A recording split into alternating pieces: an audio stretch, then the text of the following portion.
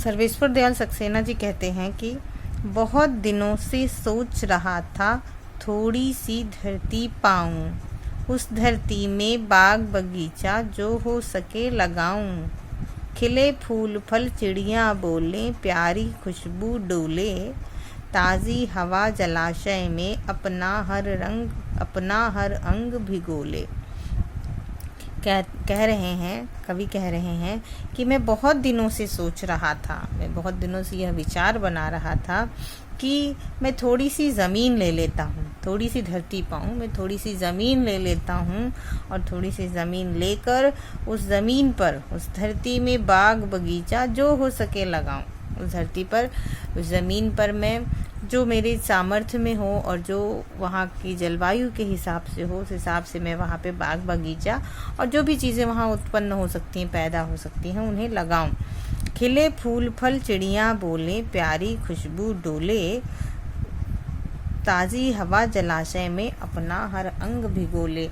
आगे कहते हैं कि जब मैं वहाँ पे बाग बगीचे और फूल फल लगा लूँगा तो क्या होगा, वहाँ पर फूल फल खिलेंगे और चिड़िया बोलेंगी और फूलों और फलों की प्यारी सी खुशबू चारों तरफ डोलने लगेगी। जो हवा होगी, पेड़ पौधों के कारण जो हवा होती है वो शुद्ध हो जाती है ना, तो शुद्ध ताज़ी हवा जलाशय में, वहाँ जो तालाब होंगे उसमें डूबकर, उसको छूकर, तालाब के पानी को छूकर वह और भी ठंडी हो जाएगी। यह एक प्राकृतिक दृश्य का वर्णन है जिसको बताकर कवि ये कहना चाह रहे हैं, ये प्रेरणा दे रहे हैं कि अगर हम पेड़ पौधे लगाएंगे तो ऐसा दृश्य उपस्थित हो सकता है, ऐसा वातावरण उपस्थित हो सकता है। आगे कहते हैं, हो सकता है पास तुम्हारे अपनी कुछ धरती हो, फूल फल लदे अपने उपवन हो, अपनी परती हो सकता है छोटी सी क्यारी हो, महक रही हो, छोटी सी खेती हो जो फसलों से दहक रही हो। आगे कवि यह कल्पना कर रहे हैं, या मान के चल रहे हैं, बच्चों से कह रहे हैं कि हो सकता है आपके पास, हो सकता है तुम्हारे पास थोड़ी ज़मीन हो। ज़रूरी नहीं है कि सबके सारे घर पक्के हो, आंगन का कुछ भाग कच्चा भी होता है, या कुछ लोगों के पास अतिरिक्त ज़मीनें होती हैं, खेती की ज़मीनें होती हैं।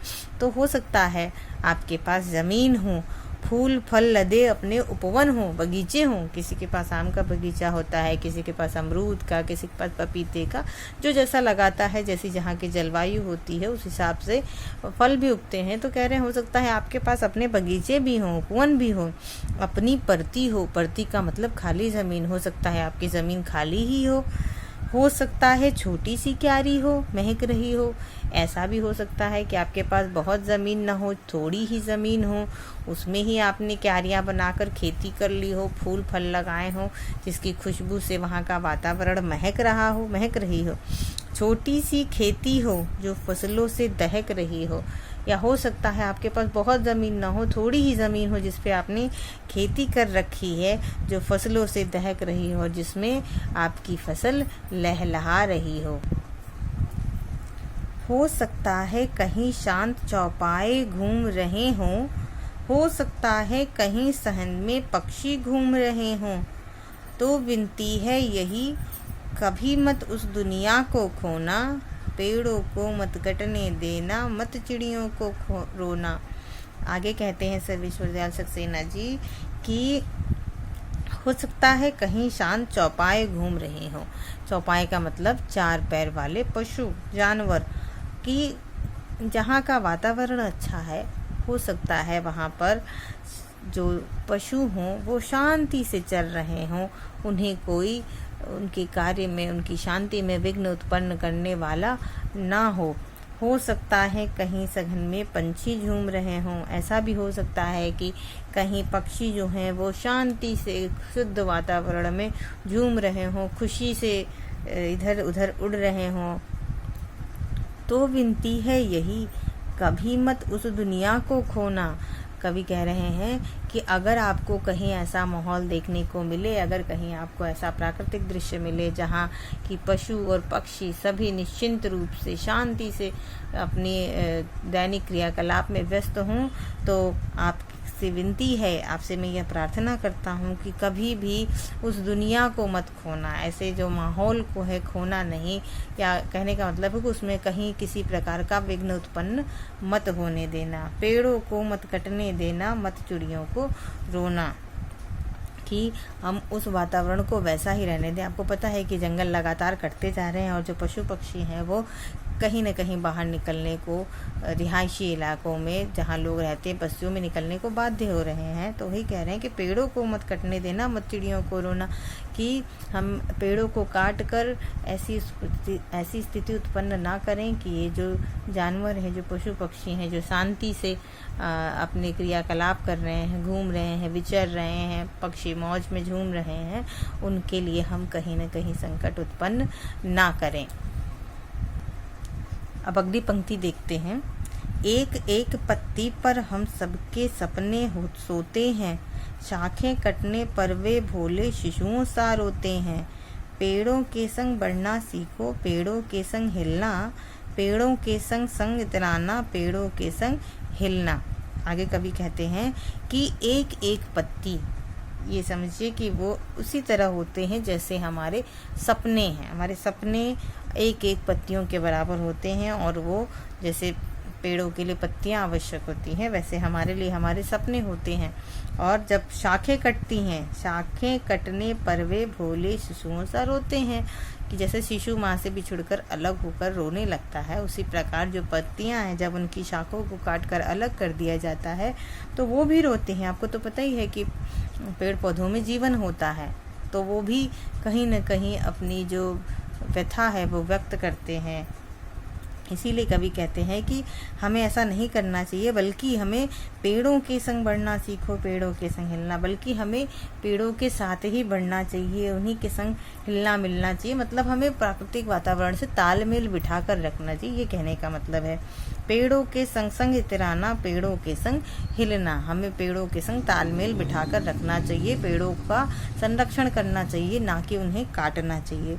बच्चे और पेड़ दुनिया को हरा भरा रखते हैं, नहीं समझते जो वे दुष्कर्मों का फल सकते हैं। यहाँ कह रहे हैं कि जो दुनिया में हरियाली है वो बच्चों और पेड़ पौधों से है।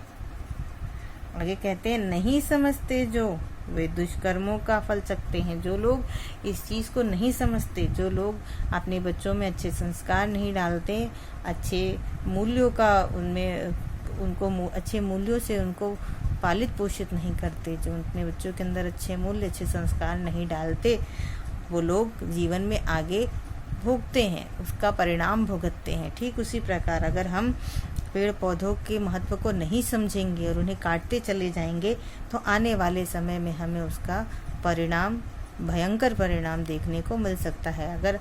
अगर आप अभी देख भी रहे होंगे तो शायद आप समझ जाएं कि इतनी अधिक मात्रा में जो सड़कों का चौड़ीकरण हो रहा है उसके कारण इतनी अधिक संख्या में पेड़ काटे गए हैं, जिससे ऑक्सीजन की समस्या भी उत्पन्न हो रही है। गर्मी लगातार बढ़ती जा रही है। जहां 40 डिग्री टेम्परेचर सामान्य से भी बहुत अधिक माना जाता था, आज टेम्परेचर जो है वो 50 डिग्री तक चला जाता है गर्मियों में। इसके पीछे तो सीधा सा कारण है कि पेड़ों की अंधाधुंध कटाई। तो इसीलिए कह रहे हैं कि अगर हम पेड़ों और बच्चों के महत्व को नहीं समझेंगे, एक अच्छे समाज के लिए अच्छे संस्कारित बच्चे और पेड़ पौधों का होना बहुत ज़रूरी है। अगर हम इस महत्व को नहीं समझेंगे तो क्या होगा, हम आने वाले समय में अपने इन दुष्कर्मों का परिणाम भी चखेंगे। आज सभ्यता वहशी वन पेड़ों को काट रही है। आज हम लोग बड़ी बड़ी इमारतें खड़ा करने के लिए, बड़ी चौड़ी सड़कें बनाने के लिए हम लगातार पेड़ पौधों को काटते जा रहे हैं, जो कि ठीक नहीं है। जहर फेफड़ों में भर इंसानों को बांट रही है। इससे क्या हो रहा है, लगातार पेड़ों को काटने से ऑक्सीजन की मात्रा घटती जा रही है और विषैली गैसें जो कि वायुमंडल में उनका जो अनुपात है वो बढ़ता चला जा रहा है। इस प्रकार पर्यावरण असंतुलित हो रहा है। तो हमें इस तरफ ध्यान देना चाहिए। और अंततः एक बार फिर से सर्वेश्वर सक्सेना जो कहना चाहते हैं कि हमें अपने पर्यावरण को संरक्षित रखना है। पेड़ पौधे, पशु पक्षी सबको उनके प्राकृतिक माहौल में ही जीने देना है और कोशिश करें कि पेड़ों को ना काटें और पेड़ों से उत्पादित होने वाली चीज़ों का कोई दूसरा विकल्प तलाश लें, जिससे कि हमारे पेड़ संरक्षित रहें और वातावरण का संतुलन बना रहे। तो आज ये पाठ यहीं ख़त्म करते हैं। आप मिलेंगे आपसे अगली कक्षा में, तब तक के लिए धन्यवाद। अगर आपको मेरा वीडियो पसंद आया हो तो प्लीज़ इसे लाइक, शेयर और सब्सक्राइब कर दें। Thank you so much.